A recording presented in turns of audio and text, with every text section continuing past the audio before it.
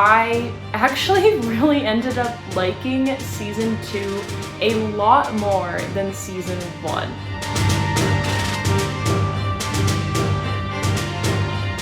Hello there, my fandom friends! We are back for part 2 of talking about Vinland Saga. Today I will be talking about all of season 2 of Vinland Saga. So if you missed video 1 when I talked about season 1 of Vinland Saga, feel free to check that out. I will also link it above. But today we will be talking about season 2. So I'm going to be starting off by talking about some non-spoilery things, so you are safe now if you have not seen season 2. I will give a spoiler warning in a little bit once I start talking about spoilers. So just some general things to go over. This season again was 24 episodes, an average on 22 minutes per episode, typical anime. Some general themes of this season again are kind of wartime, history. This time we have a lot on farming and kind of like servant things like that. Some general themes of this season include history, wartime again, of course there's lots of violence, but there's also kind of this farming, political, and kingdom aspect to it as well. Just some trigger warnings if you are curious and have not seen season 2. Of course, we are still dealing with wartime battles, so of course things are going to be a bit gory at times. I did have to look away a couple times during this season. Things that involve fighting with like hands that go into eyeballs and swords that go through different parts of the body like hands and wrists, I think are just really gross and not really fun to watch. But like also I understand this is wartime, so like they have to show it to get the impact across, so just be prepared for there to be a little bit of goriness, but I'd say probably not as much as season 1. So if you've seen season 1, you're probably good to go for season 2. And then I don't really know how to explain this as a trigger warning, but I mean just go in knowing that it's going to be very sad. Season 2 actually made me sob compared to season 1. I was crying so much. I guess a lot of that sadness comes from just like death, kind of like family things, if I'm not to, you know, be spoiling anything.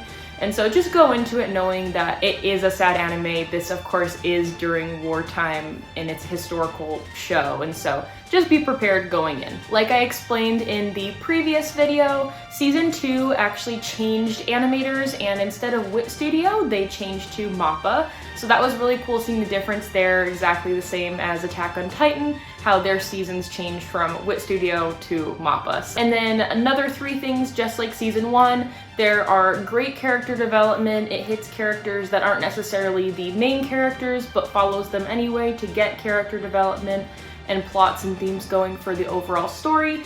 And then lastly, just the episodes ending off in cliffhangers, which I really love. They did continue that on from season 1, so it makes you want to keep watching more and more. I'm going to be moving into my initial thoughts. At this point in the video, there will be spoilers, kind of slight spoilers here and there, so if you have not watched season 2, I highly recommend you go watch that and then come back to the video if you are curious to learn more about my thoughts and feelings, or if you want to share your own thoughts and feelings in the comments. So I'm going to give a countdown of 3, 2, 1. We are moving into spoilers. Now I'm going to be talking about my initial thoughts of the show. Starting off with the big question like we did last video, who is my favorite character? So I don't really know if I have a favorite character again this season. It's kind of a tie between Thorfinn and Einar. I just really love both of them for kind of similar reasons, but also very different. And in overall generalness, I just absolutely love the friendship that they formed throughout this show, this season. And starting from disliking each other, of course, Einar especially did not like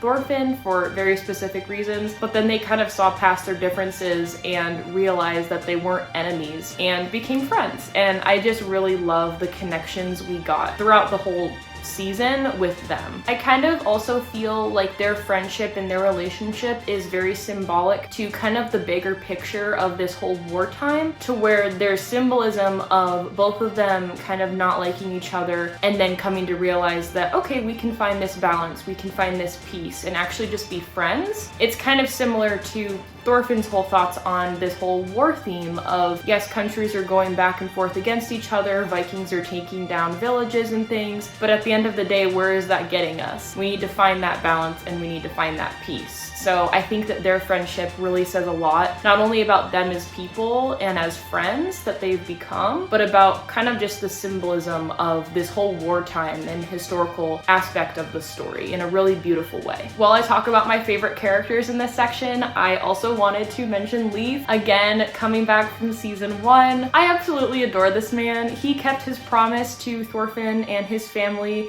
He is not going to give up in finding Thorfinn and bringing him back home where he belongs. And of course, Leif kind of gathered from season 1 that Thorfinn was on the wrong track, and so he wants more than ever to bring him home and to help him become the true warrior that his family and Leif want him to be.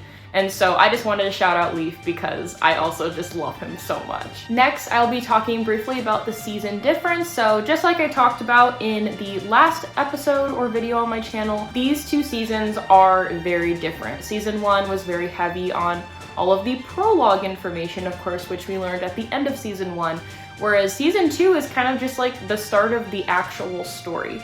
The story that we are following Thorfinn through now, instead of just what we initially thought as season 1 is like the prologue. And so I actually really ended up liking season 2 a lot more than season 1, for reasons I will explain throughout the rest of the video. Next, I want to talk about the intro and credit songs, which I absolutely adored again in season 2. I want to give a very special shout out to the first intro song, which was River, and just how beautiful not only the lyrics and the singer were, but how hard those animators must have worked on making the animation of that intro absolute perfection and a masterpiece. So I just wanted to shout out that and kind of talk about River as an introduction. I just wanted to say that this intro had me absolutely blown away. And I want to say that I think this intro is probably my favorite out of any anime,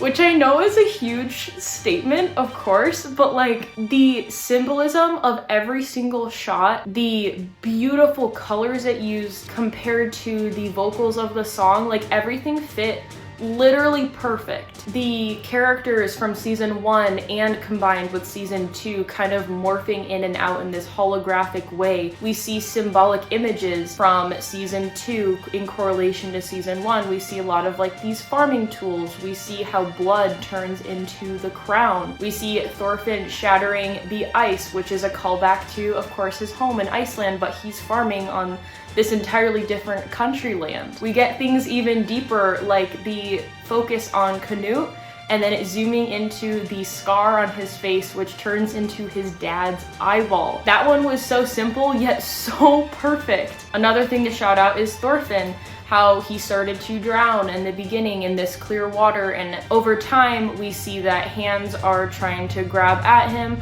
We then realize that these are the hands of the people that he has killed over time, and so the water starts to turn murky and red and bloody. It goes from being crystal clear and pure to blood because it's symbolizing all of the killing that Thorfinn did in season 1, and now he's trying to, get past that in season 2. This intro was literally just a masterpiece. The symbolism of literally every single shot, I could do a deep dive on like every single shot in that intro and have something to say about it, because I have watched that literally 1,000 times and I could do it so many more because it is perfection. And coming from like an editor standpoint too, I'm absolutely in love with it. So thank you to everyone that went into making that intro. It's literally perfection. And then overall, just to close out this section of the video, I just wanted to say I absolutely just love the plot and theme of the overarching story of just how revenge and wartime can turn into love and freedom, which is something that I talked a lot about in the last video in season 1, and it's becoming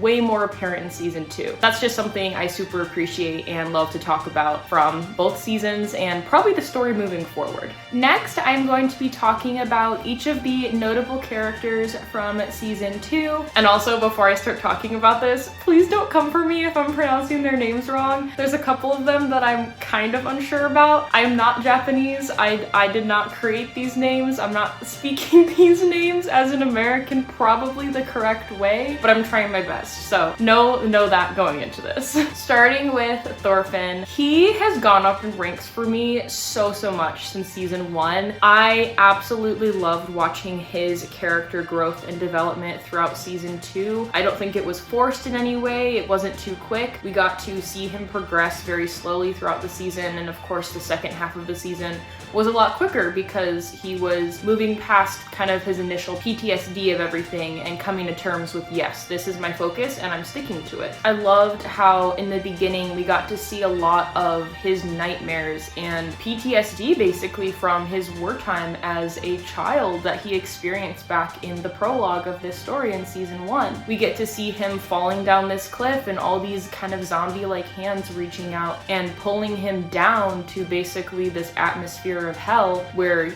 he's hanging at the end and Askeladd is there, and all he sees are all of the people covered in blood below him that he has killed, ended, and they're trying to pull him down with them. And Askeladd is there and he's telling him like, yep, this is, you know, what you did, but you can help reverse it if you climb back up that ditch that you fell into. And I think the symbolism there is really powerful, of course coming from Askeladd, because this is the person that Thorfinn despised and hated, and the whole reason why he went downhill in the beginning part of his life. And so for Askeladd to then help Thorfinn through all of this is really special in my opinion. Even if Askeladd himself isn't truly there, Thorfinn is still kind of viewing Askeladd through his heart and through his mind and forming his own kind of opinion and realizations on his mindset, his new mindset compared to how he was previously. But I really also loved how Einar was able to help Thorfinn through all of that. But all in all of this is helping Thorfinn realize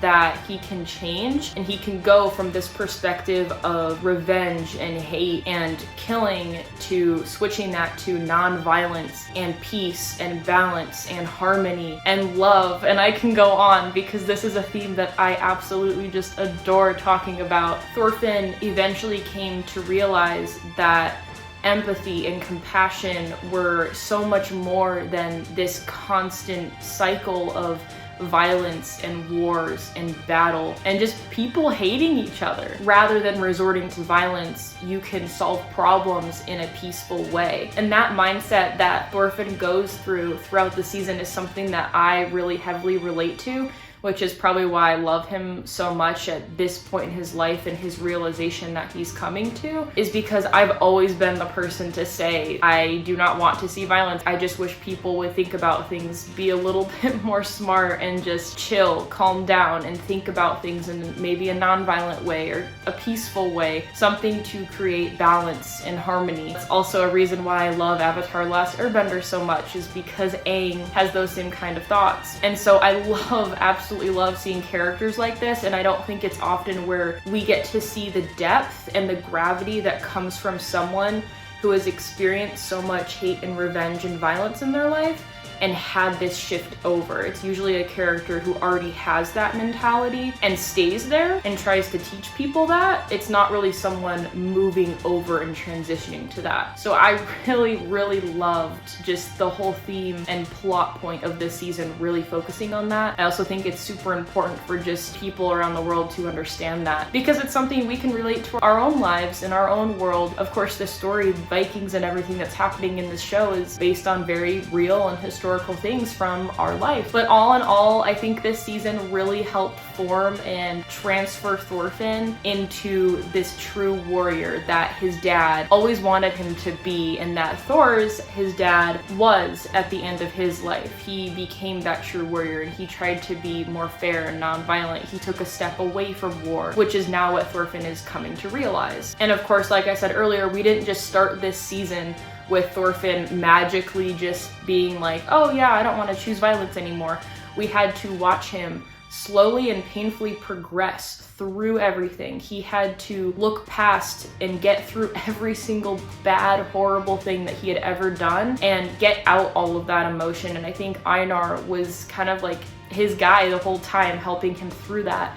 especially as someone who had suffered from people like Thorfinn that took out his village and his family. So Einar was literally the perfect person to help Thorfinn through all of this.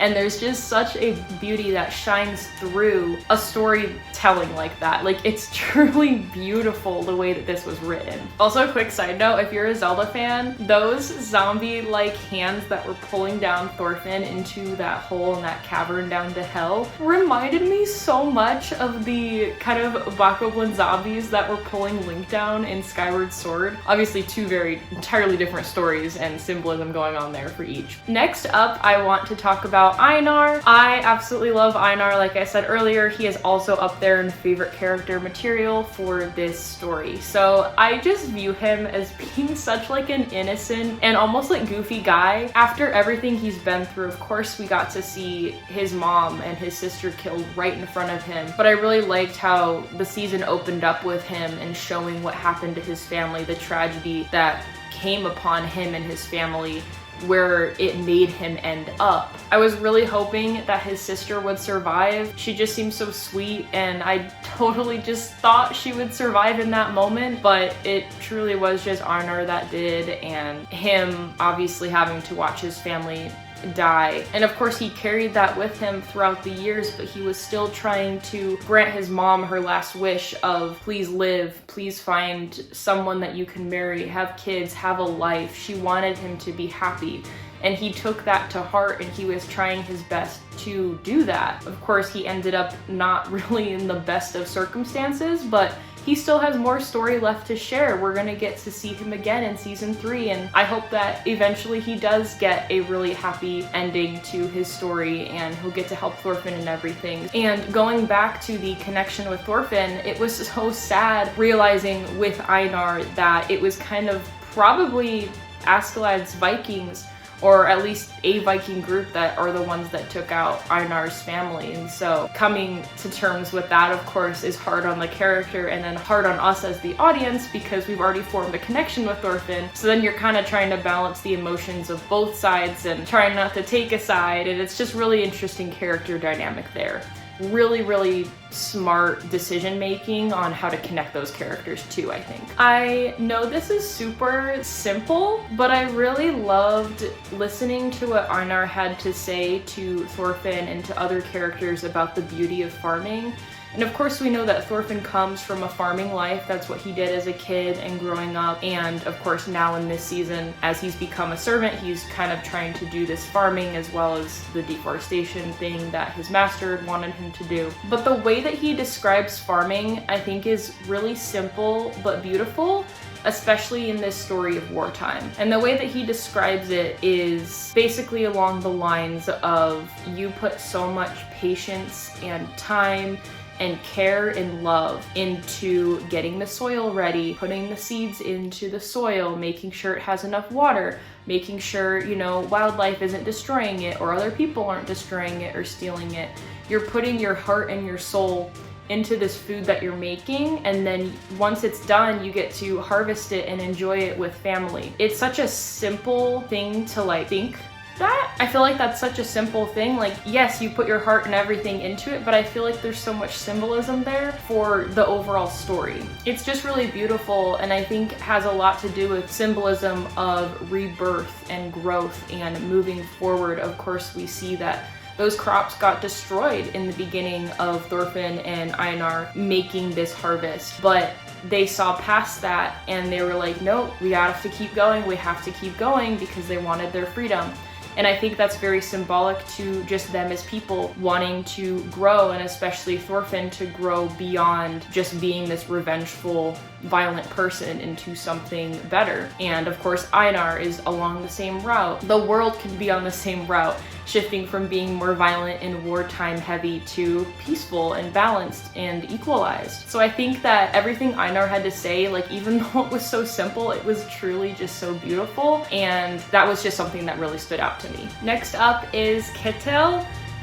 Please do not cancel me. I don't know if this is an unpopular opinion, but I kind of think it is. But I really liked him as a character. But please hear me out. Please do not cancel me. Don't turn off the video. I know he did horrible things. Starting at the beginning of his character, I thought that he would be absolutely terrible to Einar. He was going to abuse him and mistreat him. And I was completely wrong. He was a very fair and equal master to all of his people that worked underneath him. He was kind to them. He tried to be as caring as he possibly could. He set his people off to do work, of course, to get their freedom, but he also did work. He would farm on his farm. He wouldn't just let his people do it or his kids do it. He was out there doing the work himself because he wanted to see his farm and his harvest and his people flourish. And I feel like all of those traits and all of that goodness is very hard to find in a character or a person like him. Of course, there were things behind the scenes like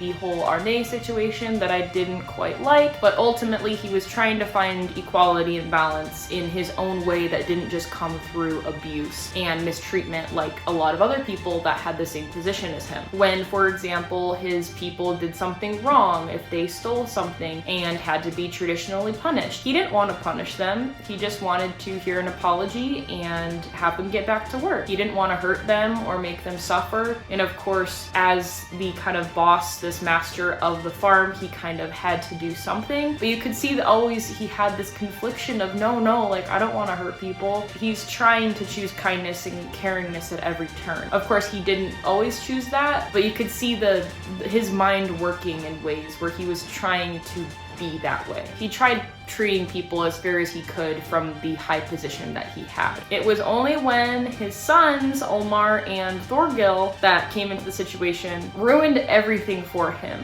All Ketil wanted to do was make a deal with Prince Canute. He wanted to give him a lot of his good harvest to get something back in return. Of course, like that's what people were doing back then. They're trading, and of course with a prince so high and mighty in power, he thought he was just doing a nice, caring thing. He wanted to balance it out. He knows that he has a good, fruitful land for harvesting. He wants to share that and then get something in return so that there's equality, there's balance. But no, his sons were the ones that messed it all up and made Ketil lose his patience and made him basically go crazy, which of course I don't agree with. And everything that he did after going crazy is completely unforgivable and terrible, and I hated everything he did. He turned into a monster of a person because of what his sons did. It's horrible that both of his sons, in their different, unique, terrible ways, had to mess up everything for him, which literally turned the prince against his farm, wanting to ruin his farm and destroy and then take it all from him, when all Ketil wanted to do was have a nice trade-off. And of course the prince had other plans, but Ketil's sons are the ones that initiated all of this disaster to start. Everything that Ketil did to Arne, completely unforgivable. He basically killed her. Still makes me so incredibly upset and frustrated and so sad because she was such a good person. He also went to war with all of his people that didn't necessarily want to fight, going up against people that he knew were going to just wipe out all of his people. And yes, he still was in it with them at the end, but to go to war is just so extreme. And I know he was trying to protect his farm, but he wouldn't have been in that situation if Olmar and Thorgil didn't ruin things. Like, I'm talking about his sons next, and they're not going to be happy words, so be prepared if you like those characters. I'm sorry, but like, I literally can't stand them because of what they did to their dad. Because before Ketil went completely crazy and made all these terrible bad decisions, I really liked him as a character. I thought he had good growth. It sounded like he came from not really a great backstory, but then grew up to be something more, and he was just trying to be a good person. And of course he's gonna slip up here and there and do some bad things, but his sons messed up everything. I hope that since he lived, he can rethink his whole everything that he had done over the past little bit here and come to terms with the fact that he messed up big time and needs to fix things. And it's not just all on him, it's also on his sons, because in my opinion, they're the ones that started all of this. but he also added to it. But he still has the potential to be a good person just like his son. So there was literally so much there that I feel like my brain is still trying to process, and all those character dynamics and everything that happened. But all in all, I just feel bad for him. I wish he would have made better decisions. Olmar, I hated him for most of the season. He kept making terrible decisions. He kept wanting to hurt people. His passion, from what he thought, was to sword fight and go to war, blah blah blah. He realized he wasn't strong enough to actually end someone, which is fine. Like, okay, then just be nice and work on the farm with your dad. Like, that's all he wants from you, because he wants to see his farm flourish and he wants to see his son survive. Unlike probably Thorgil, his other son, who is just so battle heavy and he doesn't know when his last day will be, so he's probably also trying to just protect Olmar by keeping him close on the farm. He also needs someone to take over the farm, so of course he's gonna look to his oldest son that is still at the farm. But he irritated me so much, and I feel like a lot of people probably like Olmar. I did not until the very end, when I saw a little bit of light in him when he was trying to make things better. He did realize what he did was wrong. He was very emotional about it, which I appreciated. Lots of crying we saw from him.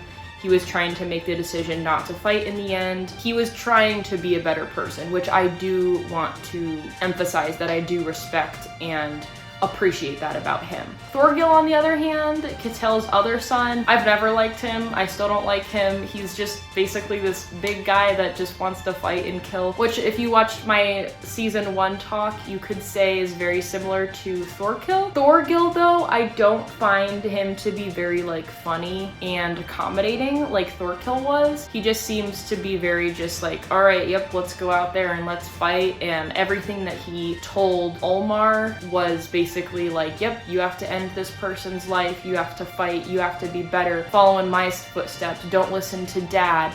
And so like everything he did was against Ketil. And so Olmar, I kind of feel like was between the two of them and had so much just like inner turmoil about what to do. And so I can appreciate Olmar's character a lot more than Thorgil, in my opinion.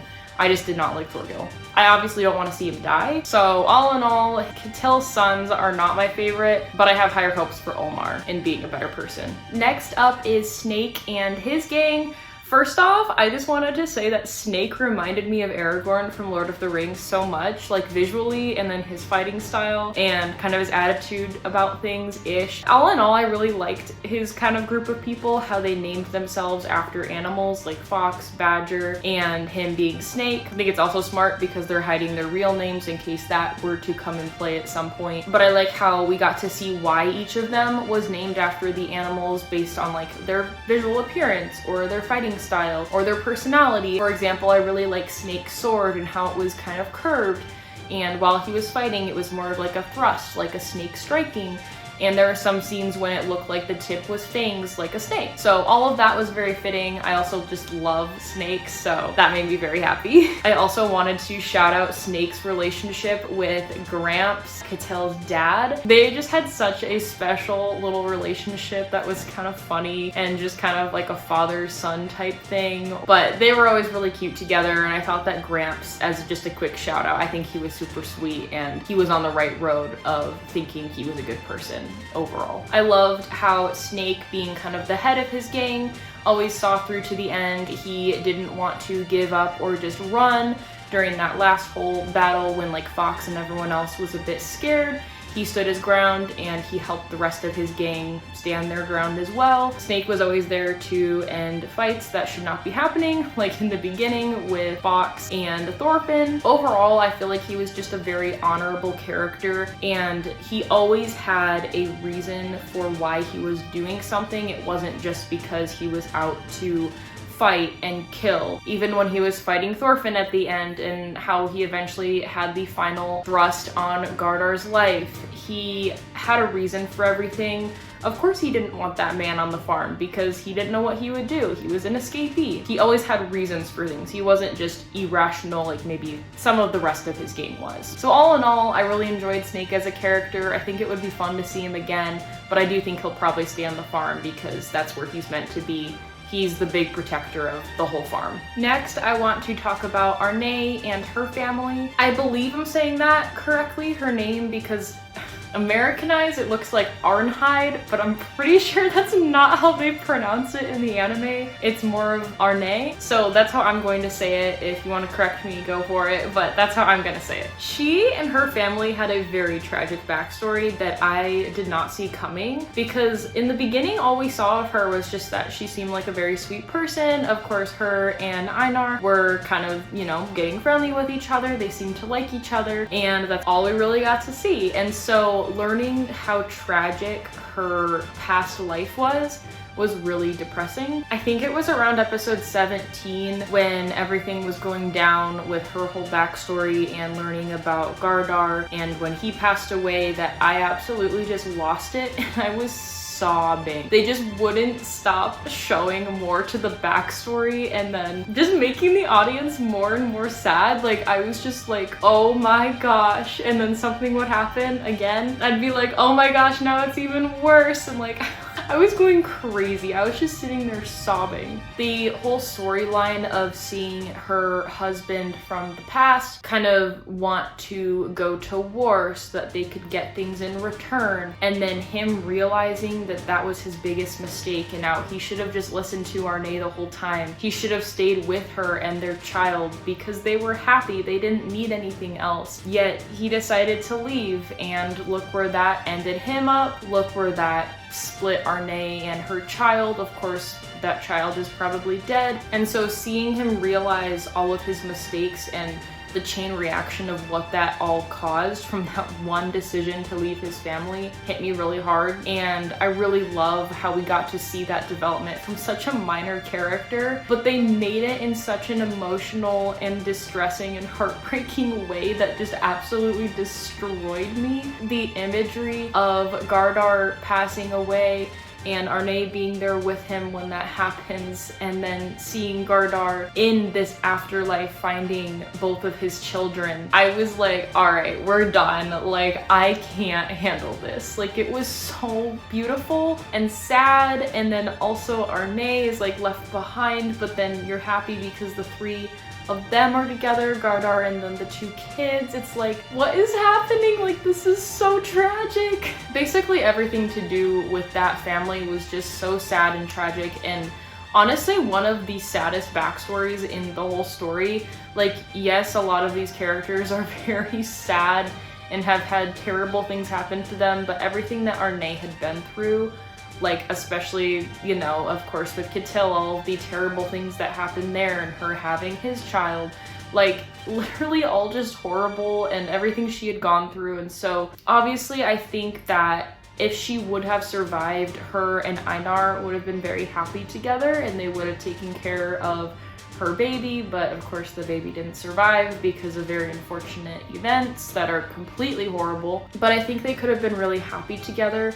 But I also kind of think that Arne passing away was very realistic. She had been through so much that she just could not physically go on, physically or mentally. Everything that had happened to her, she just had to pass on, which honestly does make me very happy, because then now she can be with Gardar and their kids and they can just be happy in the afterlife together. And of course that means that Einar and Thorfinn are going to be sad that she's gone, but I do think that they realize that it's for the best. And so all in all, I think that Arne and Gardar and their little family was written so beautifully and so touching. Lastly is Canute. Honestly, the kind of downfall of this season for me, which was not much, but the downfall was Canute. Basically anything to do with him, I was just a little bored, and I think that's mainly because his side of the story, whenever it would jump to Canute and the kingdom, his country, all the royalty stuff that was happening, it had a lot to do with politics and history, which I have no interest in at all. So I was just kind of like, all right, I want to go back to Thorfinn and Einar and everything going on at the farm, because all that is really fun to watch and really interesting and compelling. So I want to say I didn't really care for Canute as much this season. However, I do really like the symbolism of him having the curse of seeing his dad's head everywhere.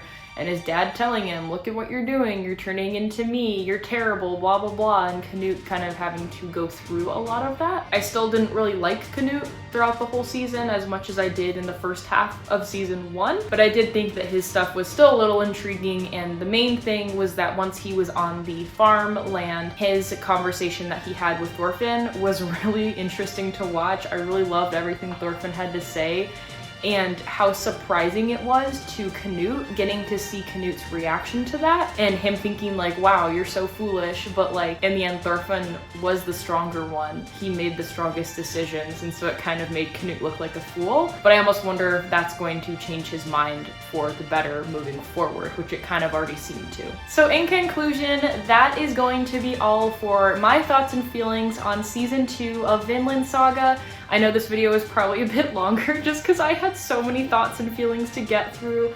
I just wanted to say that this season really touched my heart in a very special way, and I really just love the way it connected back to season 1. And moving forward, I'm very curious to see what happens next, if it's going to follow the same kind of storyline and flow that season 2 had, which was a lot slower and I feel like had a lot more development as a whole compared to the prologue, which also served a very important purpose for that. I did not think I would really enjoy Vinland Saga going into it just because of the whole history and Vikings aspect to it, which is totally not up my alley at all. That is not regularly what I study or watch or have an interest in at all. But this story as a whole has just turned into something so beautiful and balanced and harmonizing. And I'm just excited for season 3 to see where the story goes. I have not read the rest of the manga, so please keep those spoilers out if you've read the manga. But please let me know any of your other thoughts and comments down in the comment section.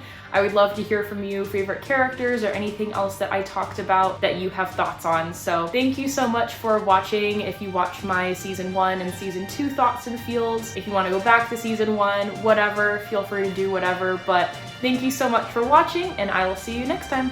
Bye!